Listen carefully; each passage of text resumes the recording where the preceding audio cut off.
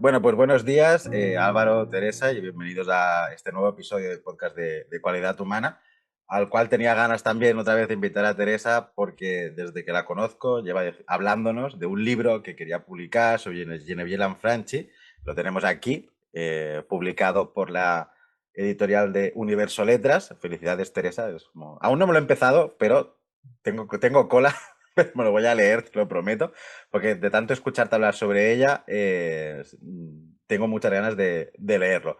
Y nada, vamos a intentar hablar un poco por encima en líneas generales del libro para que la gente le entre el gusanillo de adquirirlo, tanto en CTR como en las editoriales, y no desvelar mucho para esto, ¿no? Que tengan el gusanillo de leerlo y que se interesen en esta persona tan especial. En este sentido, ya me abrimos directamente con la primera pregunta. Es para que nos sitúes un poco en el contexto social, histórico de Genevieve Lanfranchi, de esta filósofa.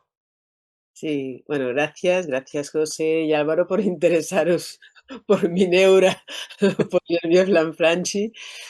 A ver, esta señora, ¿dónde la situamos? Porque es totalmente desconocida y muy desconocida en Francia también, ¿eh? Porque se editó muy poquito y la mayoría del material que aporto en el libro es material inédito de ella. Esta mujer nace en 1912, en 1988 muere, o sea, es pleno siglo XX, ¿no? Y el contexto, imaginaos en la Francia republicana, esa división entre laicidad o creencia, pero el mundo creyente, igual como el creyente del siglo XX en España, es un mundo creyente de un Dios, de una entidad ontológica ahí en los cielos, gobernándolo todo. Entonces, o veías la realidad desde el paradigma religioso o lo veías desde el paradigma laico. No hay intermedios, no hay lectura simbólica, no, toda esa elaboración no existe. El Lanfranchi vive una infancia en un entorno católico creyente. Creo que también es muy importante, fue importante para ella, aunque no lo diga mucho, pero yo me reconstruyo el cuadro de su vida. Su padre muere en la Primera Guerra Mundial, o sea, ella ve morir a su padre, que lo traen enfermo a casa de la Primera Guerra Mundial cuando la niña tiene 4 años, 5 años. Es su primer recuerdo es del padre muriendo. Con lo cual yo creo que toda su espiritualidad católica muy vivida, muy fuerte, una presencia de ese Dios Padre, yo creo que en ese Dios Padre ella vuelca al Padre inexistente en la tierra, con lo cual es su sentido de vida, lo es todo, lo ve en la naturaleza, lo vive por todas partes, no lo vive tanto en la iglesia y en la misa de los domingos. Dice, bueno, ahí la gente va muy bien vestida, pero mi Dios estaba más en la naturaleza y tal, no se siente muy cómoda en los actos sociales. Pero por decir, es ese entorno en que quien tenía Dios tenía un Dios muy real que lo ocupaba todo y daba sentido a la existencia. Y era en ese momento también una niña muy preocupada por comprender la verdad, comprender el mundo. Realmente la parte racional y de comprensión para ella era súper importante, mucho más que, pues no podríamos decir, no es una espiritualidad tanto volcada en los otros, la caridad y tal, no, para ella Dios explica el mundo y su mundo está centrado ahí y a ella le interesa mucho el estudio, la comprensión, pero no tiene conflicto hasta la adolescencia. En la adolescencia, en cuanto empiezan las clases de filosofía, empieza la reflexión de la niña adolescente, ¿no? Todo eso ya no empieza a no sostenerse, ese Dios no encaja por ninguna parte. Busca de alguna manera en teólogos más modernos, más abiertos y tal, pero que los pasos que dan es de explicar a un Jesús menos caído del cielo, un Jesús más real, más desde un entorno judeo, helénico, todas esas cosas, pero nunca cuestionando esa existencia de un Dios ahí. Y además, para acabarlo de arreglar, como me preguntabais aquello por el contexto, para acabarlo de arreglar, el contexto de reflexión religiosa espiritual está muy marcada por el modernismo y la persecución del modernismo. Hay un movimiento teológico, de reflexión, de empezar a reflexionar, cuestionar un poco que los relatos de la Biblia fueran crónicas históricas, empezar a leerlas como relatos simbólicos, esa lectura que se había hecho en el mundo protestante, ya se había empezado, empieza a hacerla el mundo católico y Roma reacciona frenando eso del todo, ¿no? Eh, excomulgan a Loisy, uno de los impulsores de todo eso, y se crea una especie de juramento antimodernista que cualquier profesor, teólogo, o sea, sacerdote en la iglesia, profesores, sacerdotes en las cátedras, tal, tienen totalmente prohibido, o sea, hay como un decálogo, no sé, que además se puede encontrar por internet y es alucinante, y eso, prohibido, pues eso, cuestionar esa existencia de Dios, lectura simbólica, todo eso está totalmente prohibido y si tú vas a ser profesor, juras que no vas a entrar por ahí, ¿no? Con lo cual, y eso estuvo vigente hasta el año 67, excepto en Alemania, ¿no? Que en Alemania, como tenía también mucho protestante, pues dijeron, oye, no, no, esto no podemos, ¿no? Pero por decir que el mundo religioso por ahí no encontró salida, era o crees o no crees, punto, ¿no?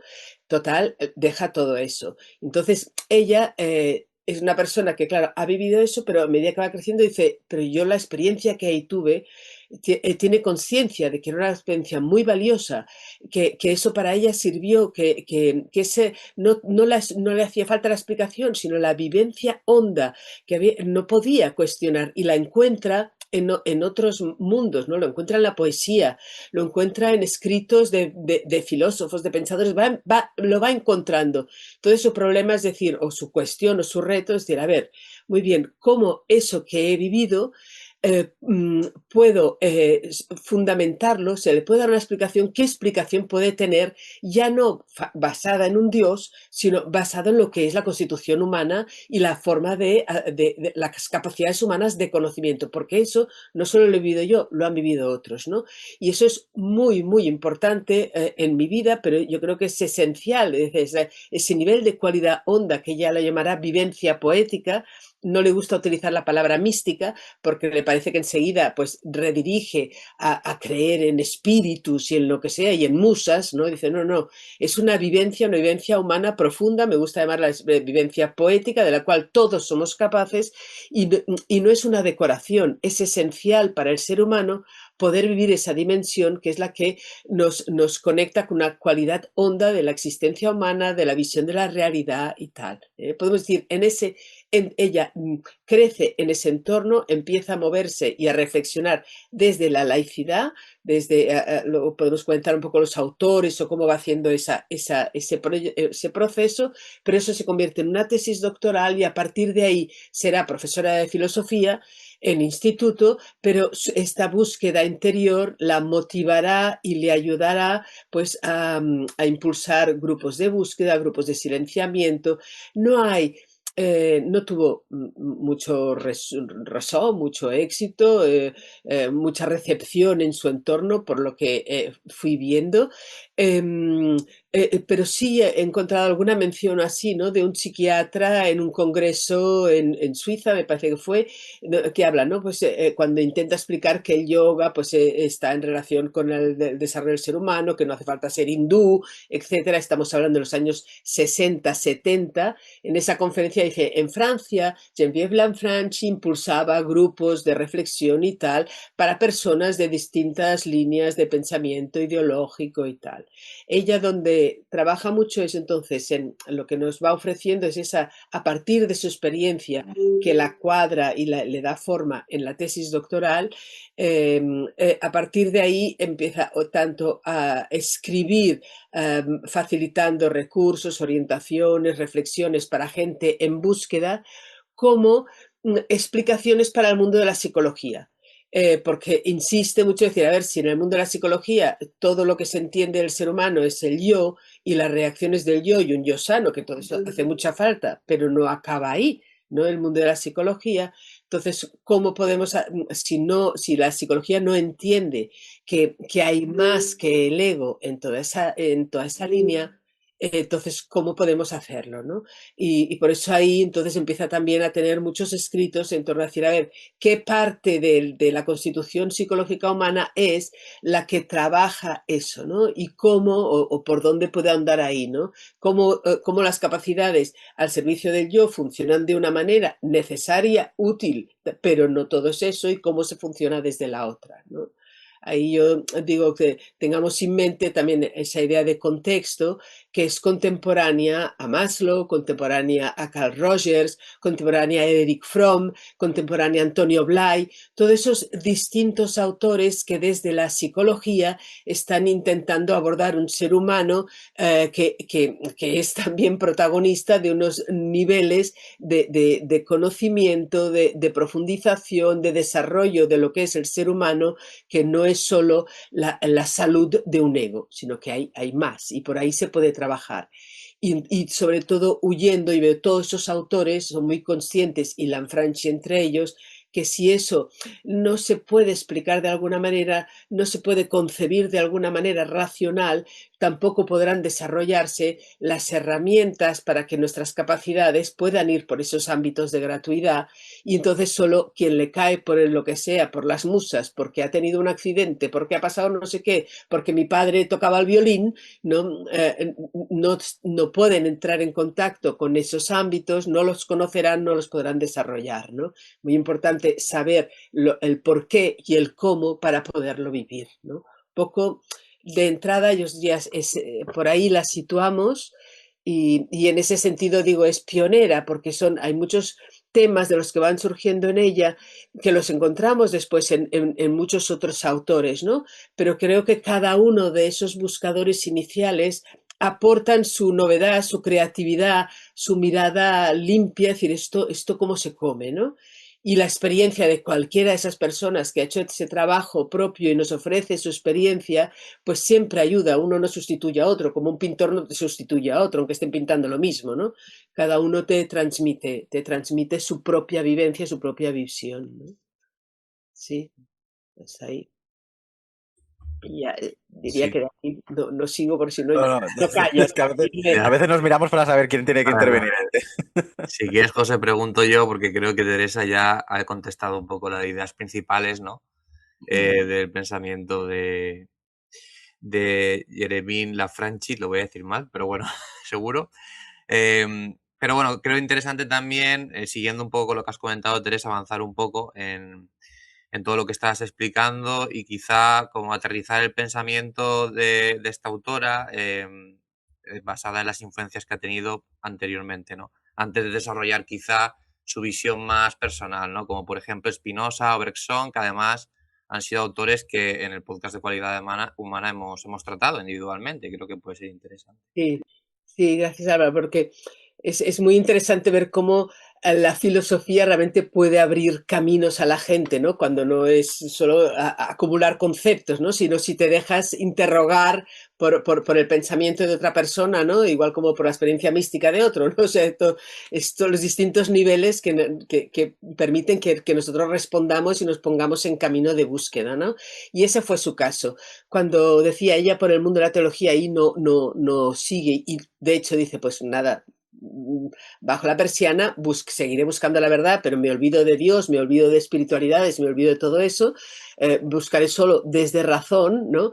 Entonces, en su búsqueda, el primero que, no, primero, no sé el primero que le impacta, no sé cuántos había leído antes, ¿no? Pero realmente impacto fuerte, Spinoza.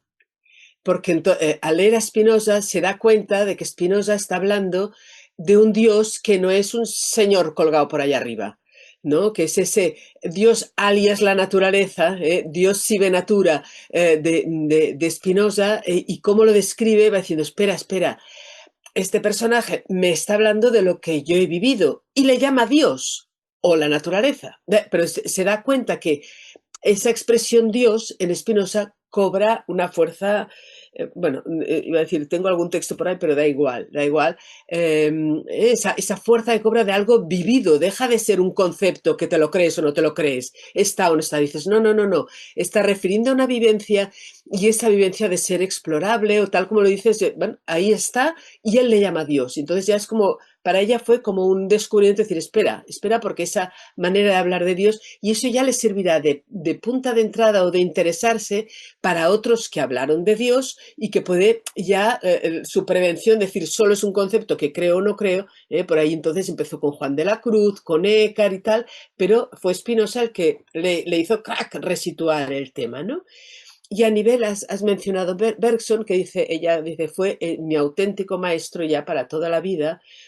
En Bergson descubre o lee, cuando lee a Bergson, ese acercamiento al ser humano que es vida en mayúscula, y sobre todo un dar por sentado que la conciencia humana, la capacidad de conciencia, la capacidad de conocimiento, tiene distintos aspectos, y esos distintos aspectos permiten distintos acercamientos a la realidad, que hay unos conocimientos conceptuales, percepción, en ese ámbito de percepción y de concepto. La percepción es también, se cosifica en unos conceptos, y eso nos da unas herramientas y un acercamiento a la realidad valioso, necesario, etcétera, explorable, todo lo que sea. Pero Bergson entonces también habla de ese otro conocimiento, intuición, conocimiento directo, conocimiento que no pasa que es distinto, es otro canal distinto del de la conceptualización y la percepción de un sujeto versus un mundo de objetos, ¿no? Ahí que se rompe eso, que hay un directo. Entonces eso para ella también es como flash, otro decir, espera. O sea, no es creer, no creer. Eso que yo estaba viendo, que estaba también en la poesía y tal, Bergson me está explicando que eso es posible, lo está analizando. Pero, ¿qué límites le encuentro a Bergson?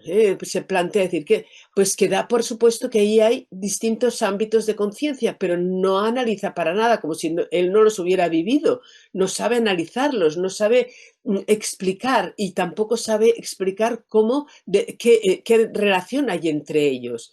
Y todavía explica menos, entonces, si a ese nivel de intuición, cómo se va hacia ahí. Da también por hecho que eso existe porque hay poetas, porque hay artistas, porque hay místicos, porque hay personas que lo viven, pero implícitamente nos está diciendo que eso, si te viene, te viene, si no te viene, pues no te viene, ¿no? Y dice ella, no, yo ahí no me conformo, tenemos que ver, eso ha de ser inteligible, hemos de poder investigar por qué. ¿Cuál es la capacidad humana o la parte humana? Él habla de una jerarquía, pues bueno, ¿cómo se basa esa jerarquía, no? ¿De qué va eso? Para poder ver cómo, el por qué y el cómo, para que no me puedo quedar yo con los brazos cruzados a quien le caiga la inspiración divina, ¿no? Por eso está Spinoza y Bergson ahí muy potentes. Y una tercera pata que será muy importante es un libro de Jean Baruzzi analizando a Juan de la Cruz. Porque entonces Barucci hace un análisis de Juan de la Cruz y de la subida al Monte Carmelo en la noche oscura, los pasos que va diciendo Juan de la Cruz, diciendo, ostras, ¿ves? Ahí tengo un ejemplo de alguien que está haciendo lo que yo le pediría que hubiera hecho Bergson, ¿no? Es decir, analizar los distintos momentos del ser humano para ir acercándose hacia ese silenciamiento. Lo hace desde unas categorías que no pueden ser las mías, pero lo hace, ¿no? Entonces, ¿qué tengo que hacer? ¿Cuál es mi reto, mi obligación o lo que quiero hacer en esta vida? Pues hacer de Juan de la Cruz el laico. O sea, intentar vivir en mi propia carne ese proceso para ver realmente, si entiendo, si veo, si percibo cuáles son esos niveles, cómo se juega por ahí, para poder entender cuáles son las capacidades mías que intervienen en eso, y cómo gestionarlas y cómo avanzar por ahí para poder dar herramientas, consejos y tal a los demás. Y la tesis doctoral, de hecho, será eso. El título es El método de Bergson al servicio, pues, de las límites o aproximaciones al método de Bergson desde la perspectiva de una experiencia espiritual, ¿no? Y entonces ahí hace esa propuesta, que son 600 páginas de tesis, que trabajó muchísimo en la tesis, veo en la bibliografía, trabajó muchísimo todo lo que era el conocimiento científico para comprender cómo se conoce, cómo es ese conocimiento sujeto-objeto, y conocimiento para también entonces explorar todo lo que pudiera de ese otro conocer, ¿no? pero básicamente lo parte, y ahí ya dejo abiertos los distintos puntos que ofrece, ya os decía antes, está ese ofrecimiento de la explicación del por qué, que entonces lo centra en cómo entendemos la psicología humana, y los cómo.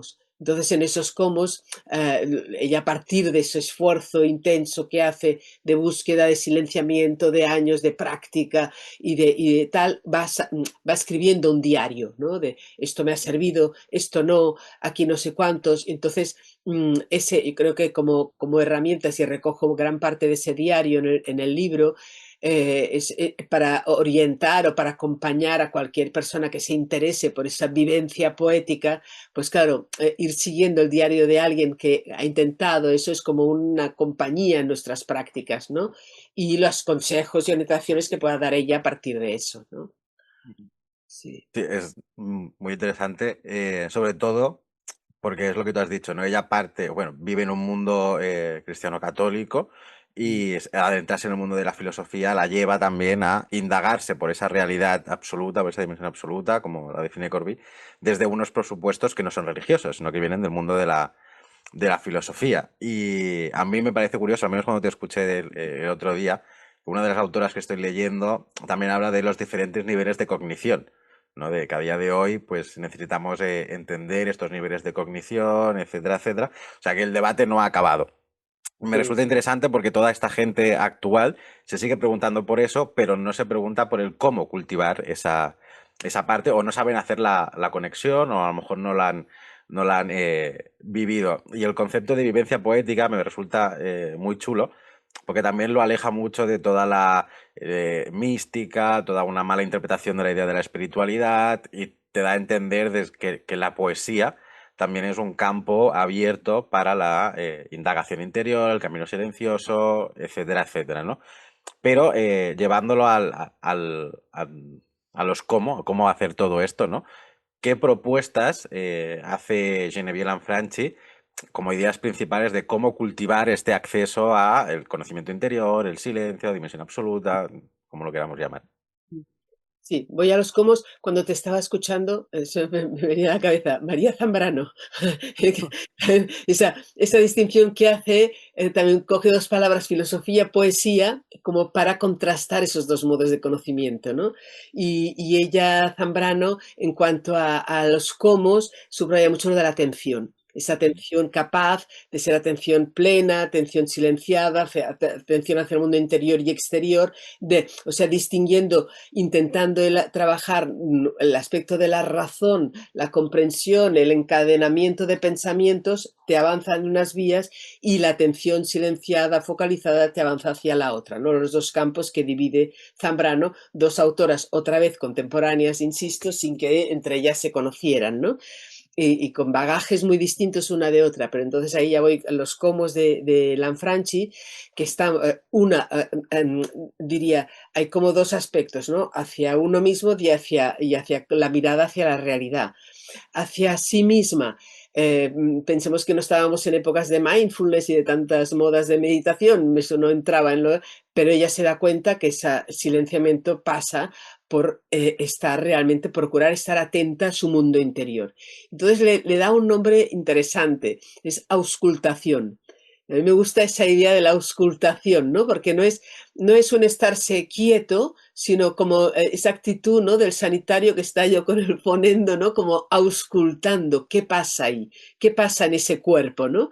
Y entonces es esa actitud silenciosa, pero silenciosa, profundamente atenta, auscultando en ti, para conocer y comprender todos tus distintos movimientos. Entonces, esa auscultación, ella dice, te lleva desde una primera capa en que notas ¡buah!, todos los movimientos más afectivos, pensamientos, ocupaciones, preocupaciones, todo ese nivel más superficial de tu mundo interior o más inmediato, el que estás haciendo funcionar, pero como si alguien entra, y poner el ejemplo, ¿no? Del tirarse al mar, ¿no? Y vas como bajando, buceando ahí, esa auscultación bucea en tu interior y estás en esa actitud de intentar ver las distintas corrientes de agua que se van moviendo ahí, ¿no?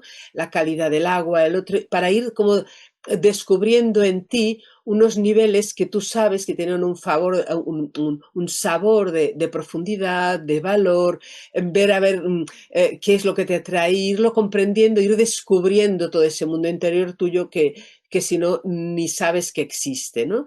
Para poder alimentar, valorar y tal, esos niveles en que tú vas como descubriendo un profundo bienestar, pero no un bienestar de un yo, pues porque le ha caído no sé, la lotería, ¿no? Sino porque encuentras ahí algo y dices, sí, ¿no? Ahí siento profundo amor, profunda paz, ese nivel cualitativo profundo. Por eso le llama auscultación o auscultación cualitativa profunda, ¿eh? Porque lo que quieres ir descubriendo en tu mundo, en tu propia realidad, es esa cualidad humana de la que tanto hemos ido hablando, ¿no? Pero esa cualidad humana profunda que nos constituye y que somos, pero que si no auscultas, ¿eh? Entonces ese modo de auscultación es atenderse ahí, aguantar ahí, quietud, ver qué es lo que te sirve, a veces es poner un nombre a esa corriente que notas que tiene ese sabor, pues vale para poderla seguir y quedarte, va dando distintas pistas. Otro aspecto interesante que creo de los que subraya y que creo que hoy nos puede ayudar mucho es la comprensión del mundo del deseo, ¿no? Cómo necesitamos desear para poder funcionar, porque somos animales que si no hay algo que nos motive, ahí nos quedamos catatónicos, ¿no? Pero como comprender muy bien qué es lo que nos mueve para descubrir y ver en nosotros los distintos niveles de deseo. Y siempre el que nos va llamando y nos va empujando es un nivel muy inmediato, muy superficial del bichito que necesita reconocimiento y poder sobrevivir, ¿no? Pero darnos cuenta que hay unos anhelos hondos, profundos, que no son tan inmediatos, pero que ahí están y que en el fondo son los que nos dan felicidad profunda, ¿no? Si vamos respondiendo, no nos dejamos mover por ellos. Y entonces, primero, comprender y darnos cuenta de los distintos movimientos, de comprender que muchas veces pensamos, sí, quiero dedicarme a ese, pero en el fondo te está empujando el otro, como para que priorices, para que alimentes a aquel que quieras, para que comprendas que si están en colisión igual no hace falta que estén chocando, que puede haber alguna manera de conjuntarlos. O sea, si no comprendemos el mundo de nuestros movimientos interiores, de nuestro deseo, nos vamos andando a ciegas. Hay algo que nos va impulsando, pensamos que nosotros decidimos y no, hay ese movimiento del deseo, la rueda del deseo dentro, que es la que empuja, ¿no? Y ahí ella había leído muy poco Buda, pero hay mucho de eso, comprender el deseo, ¿no? Entonces tendríamos en ese mundo interior eso, también alimentar esos niveles de movimientos interiores, como puede ser el gozo, como puede ser el amor, que notas que te ayudan a ir ahondando en ese nivel más profundo que te ayuda.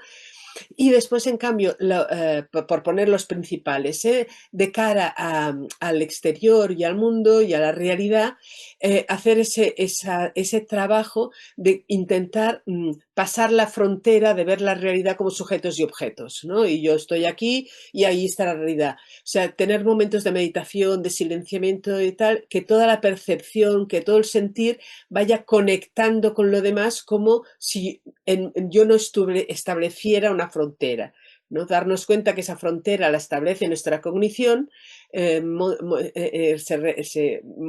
crea esa dualidad tan contrapuesta, pero que hay ahí un puente, ¿no? Para vivir esa profunda comunión con todo y ese ser de todo. Ella lo llama, pues a veces es identificación con el espacio, a veces es identificación con la noche, otras veces es vacío de todo lo que puebla eso y en ese vacío vive esa comunión, pero por ahí irían las líneas principales de lo que serían los consejos o recursos que van dando. Luego hay otros como muy prácticos, ¿no? Pues repite no sé qué, anda por no sé dónde, ella pasa muchas horas en el mar, o sea, muchas horas, pues eso, sobre una tabla y en el mar. Un poco la insistencia que cada persona encuentre su camino, ¿no? Su forma de poder explorar tanto para adentro como para afuera, pero necesitamos tiempo, necesitamos dedicación, si no la vida, el día a día se nos lleva. Eso un poquito sería la insistencia. No sé si José quieres hacer una pregunta o yo casi... Tira. Sí.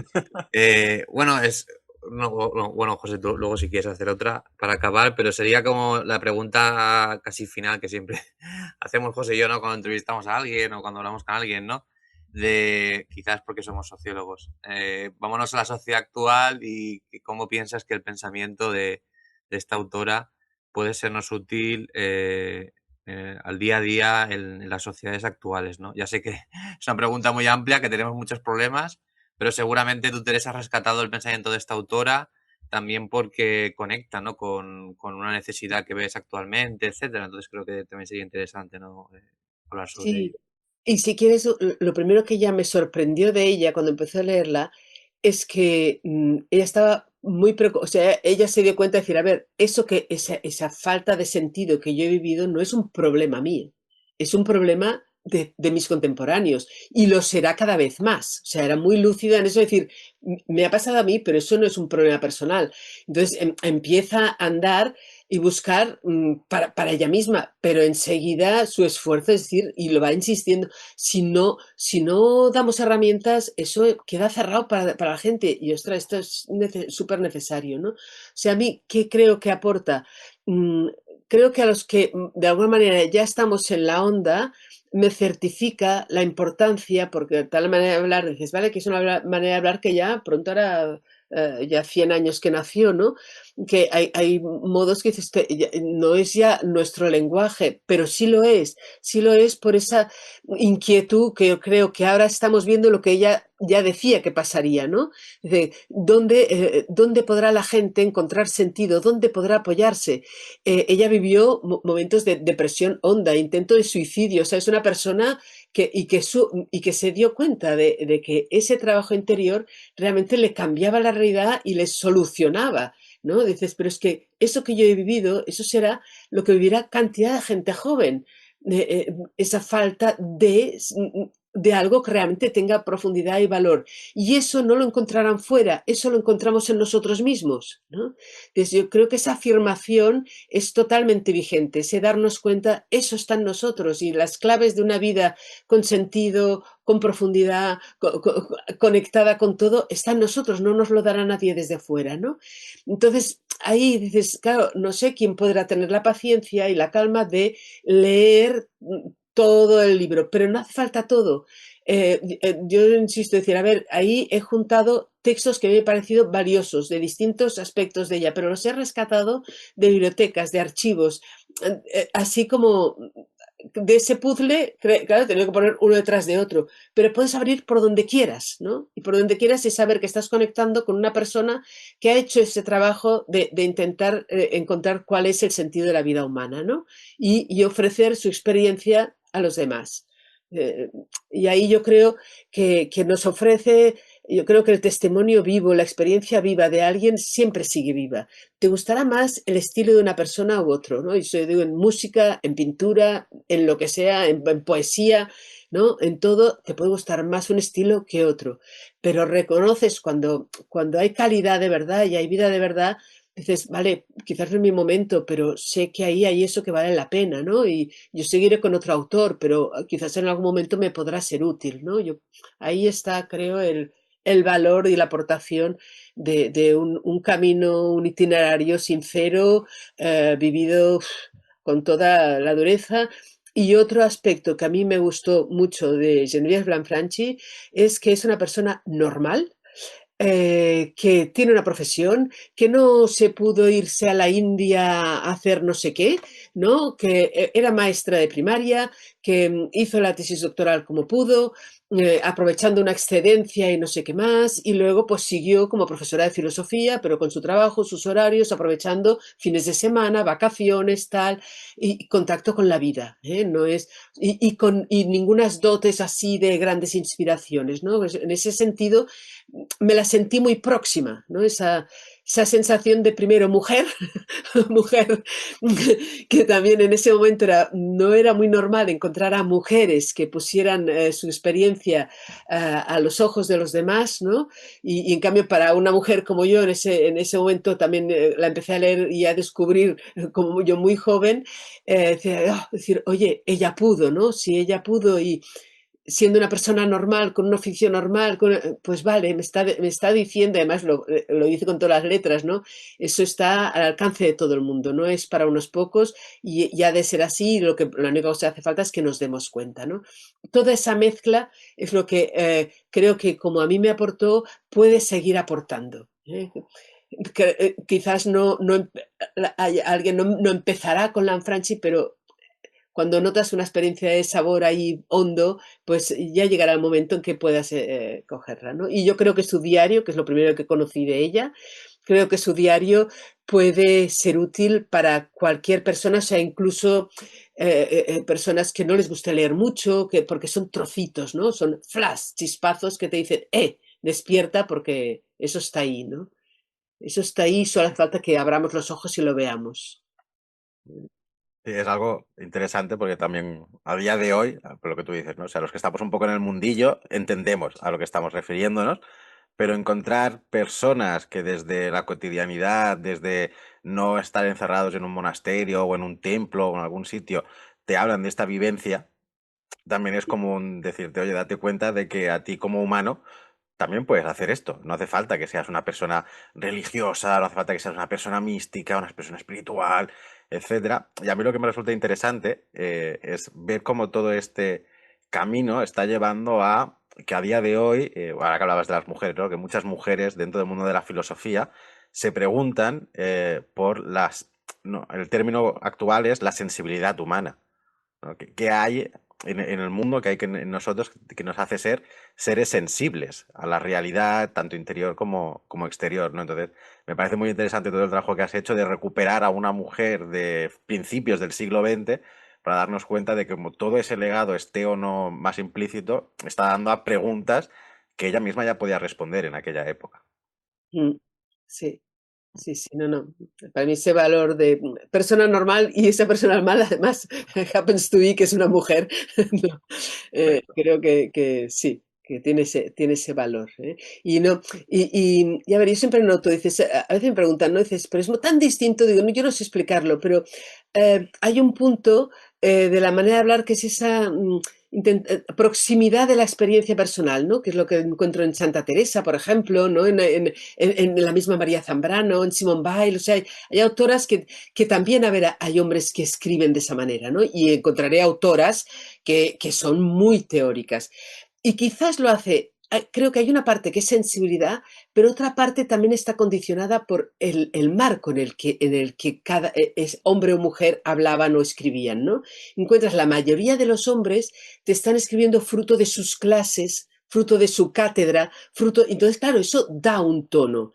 Eh, la ventaja de muchas mujeres es que no tenían esos foros. Su foro siempre es la proximidad y eso favorece, aparte que puedas tener una sensibilidad distinta o no, pero eso favoreció que la forma de hablar sea mucho más de proximidad, de poner tu experiencia al alcance de los demás, ¿no?